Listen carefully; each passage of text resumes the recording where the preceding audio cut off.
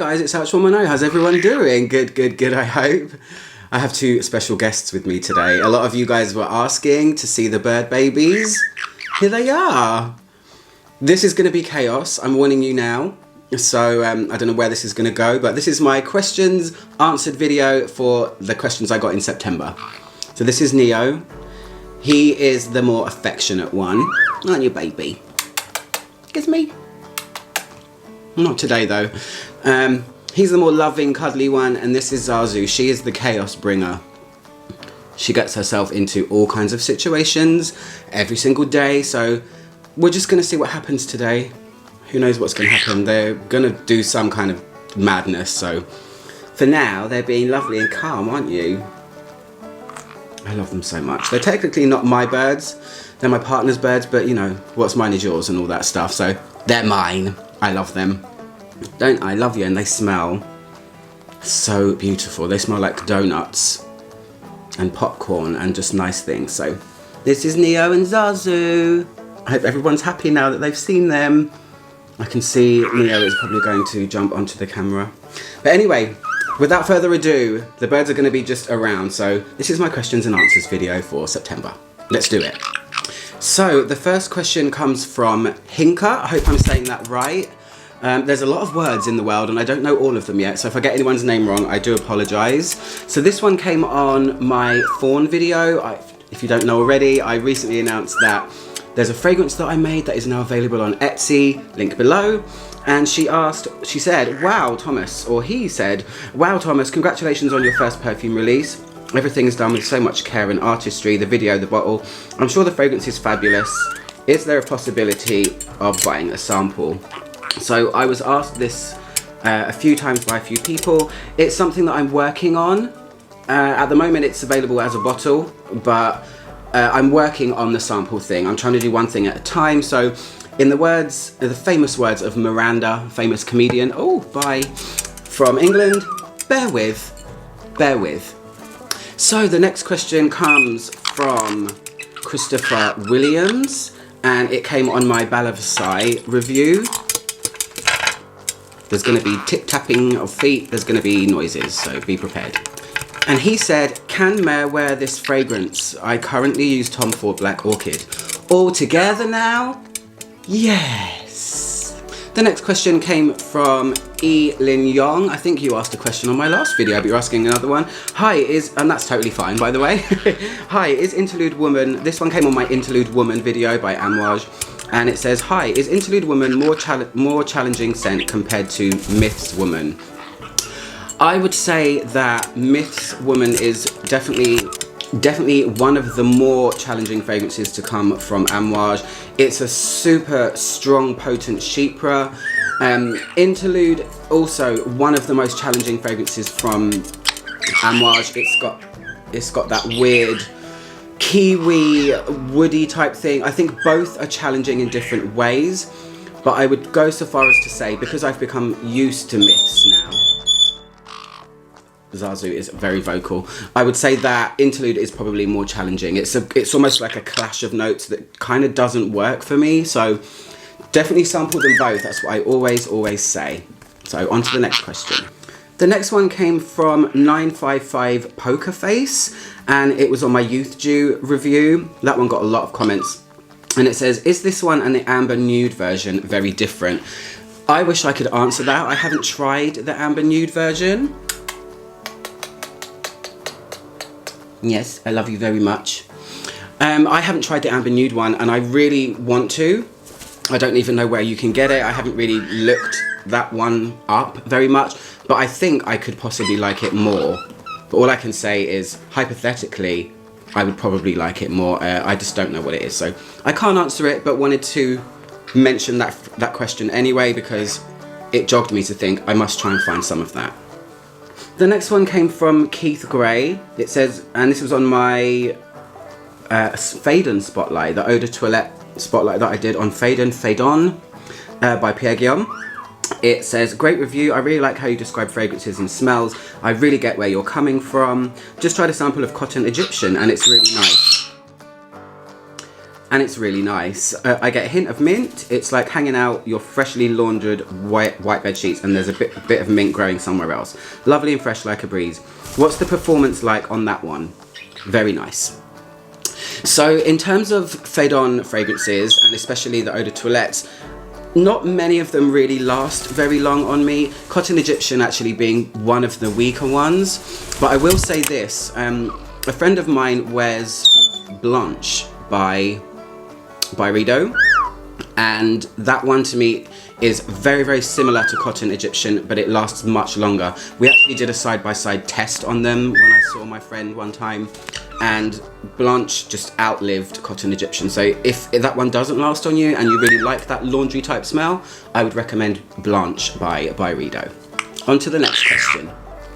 The next question is from So-So Steph. So-So Steph?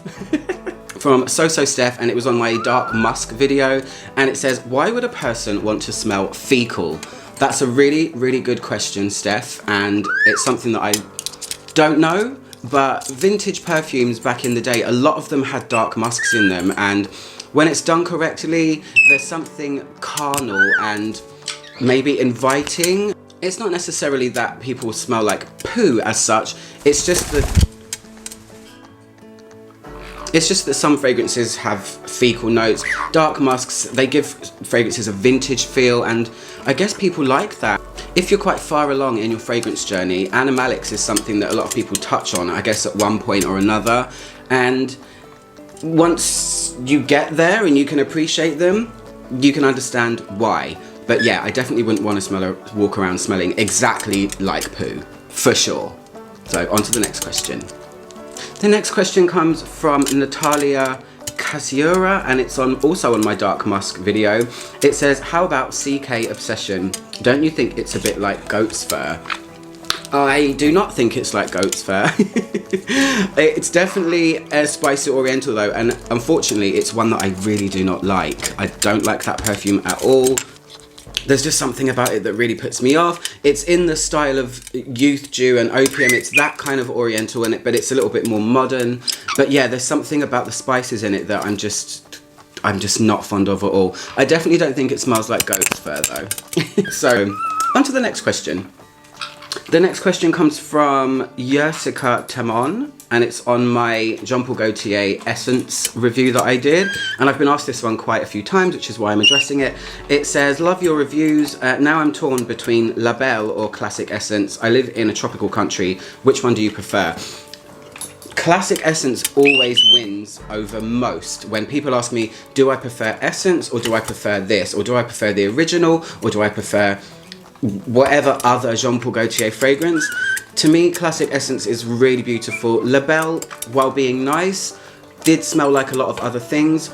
The Classic Essence one had something a little bit more special. It was really orange blossomy, kind of like an orange creamsicle, and it lasted a really long time. So that one usually wins, if anyone was wondering which I personally prefer out of La Belle or Jean Paul Gaultier Classic Essence. So next question. We have another visitor. We have Zazu now. The Chaos Bringer. Always looking. Where can I go next? What can I do? What can I ruin? What can I jump on? Baby. Yeah. Woo! So the next question, well, it's not really a question, the next one, it's more of a comment, but I really couldn't ignore it and I wanted just to put it out there because it's really funny. This one is on my Angel Nova review, the one I did of the latest Angel Flanker, and it's from Beavis Bonds, and it says, it's the smell, I'm gonna have no blinds left in a minute. It's the smell of plastic toxic hell, like holding a Bic lighter to Barbie's pubes. Mugler, once the epitome of glamour, now just a Superdrug own brand deodorant. So, I mean, yeah, plastic hell Barbie's pubes. I don't think it smells like that. It's really fruity, but I mean, I've never held a lighter to Barbie's pubes. Does Barbie have pubes? I don't want to know the answer to that question. The next question comes from Texas, from Veronica Navarro Sheaves, and this one came on my last, my August questions video, and it says, hi from Texas, I have a question, I hope you can answer. First things first, thank you for your fragrance reviews, your channel is superb. Well, thanks very much for your comment. Your comment is superb. Okay, here's my question. Why in the world do fragrance makers reformulate their juice to a different scent altogether? This question gets asked quite a lot. I think it's a question that gets put into the air by a lot of people. There's many reasons for this. It can be a number of things. The one that I would like to believe is true is that there's a problem with ingredients. Maybe there's a certain type of jasmine from a certain country that they can't get anymore, or there's low stock or something like that, and they have to just reformulate. But the main reason for it is a bunch of rules that came into place a few years ago. I'm not sure when, 5 years ago now, maybe 4. And it was just about allergens and IFRA and EU regulations and all kinds of stuff like that, which forced people to reformulate their fragrances. So that obviously is a pain in the bum, and not everyone likes that. I don't mind it, to be honest. It's not something I mind because it's a rule that has to happen. What I don't like is when a company reformulates something and they don't tell you, or they try to tell you that it's the same when clearly it is not. So yeah, that's what's annoying. I may have addressed this one before, but I thought I'd just say it again. It's usually to do with IFRA and EU regulations that came into play a few years ago. The next question came on my Burberry Black review from many years ago, and it's from Abdul Hamid M, and it says, men can wear this? All together now. Yes. Say it with me, Neo and Zazu. Yes, they can. The next question comes from G Colors, and it's on my questions and answers video prior as well. It says, I love your videos. I've been a fan for years. You and I have almost the same taste in fragrance. Scent twinning. Here's a weird question for you. Many years ago, I saw a video reviewing a long discontinued fragrance called Maroc by Ultima 2. The video has since disappeared off of YouTube. It was made by a young British guy. Could that have been you? Anyway, if you ever get a chance to try the original fragrance, it's magnificent. I think you might like it. No, that was not me, unfortunately. I don't know who that was. There was one reviewer, a British guy that disappeared, and he's called Freddie Albrighton, who now has a fragrance. He's a tattoo artist. It might have been him. Was the video black and white? Because his videos were always black and white. He was my favourite reviewer before he disappeared, but now he's doing other things. But it wasn't me, and I haven't tried it, but I will definitely try and seek it out. Okay, next question. The birds are getting more and more chaotic by the second. I think I should put them back. The next one comes from Christina K, and also on my last questions video. Oh, good. I love that idea. I have one. Do you keep the boxes? At first I did, but then realised I don't intend to sell my perfumes or display the packaging in any way, so I threw them away mostly. Many thanks. Do I keep the boxes? Some of them yes, some of them no. My fragrances that I'm not currently using are stored away in a dark place anyway. The only time I use the boxes is when I display them. I use them as steps, actually. Steps to display my perfumes, so they're kind of on different levels and look really nice. Okay, the babies are safely back in their palace, I call it. Spoiled rotten. They were getting more and more chaotic, so they had to go back. But at least you guys have seen them now. Anyway, back to the boxes. At first I always keep them, but if I finish the fragrance, I get rid of the boxes. It depends how pretty the box is. Some of them are not so much, and some are really, really nice, so you want to kind of keep it together.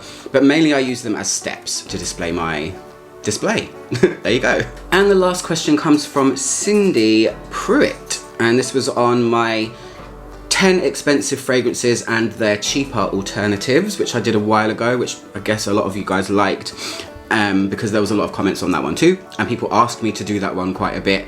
So this one says, is there an alternative to Dior Hypnotic Poison? Anyone? Please share it if at all possible. So there is a fragrance that I think smells quite a lot like Hypnotic Poison, and it is in fact stronger. It's a lot more expensive though, unfortunately. And it's called Confetto, and it's by a company called Profumum Roma. They're a niche brand from Italy. I tried that one randomly in my live, actually, and somebody said, do you not think it smells like Hypnotic Poison? And it does. It's got the richness of the original formula of Hypnotic Poison, actually. There are some differences, of course. It's not going to be exactly the same, but it's definitely in the same vein, and it's really, really powerful. So, Profumum Aroma, Confetto, it's a pink liquid, the perfume, and it really smells like Hypnotic Poison in answer to your question. So, thank you. And that's it, guys. I will be back doing another one of these at the end of September, providing I get any questions. If you ever see that I don't do this video, it just means that I didn't have any questions. I can't, you know, guarantee that people are going to ask me stuff. So I hope this video was fun for you. And I'm Ouch Mono, trying to make the world smell better, one video at a time. Now to calm and zen from the chaos of the parrots. Okay, I'll speak to you guys soon. Goodbye.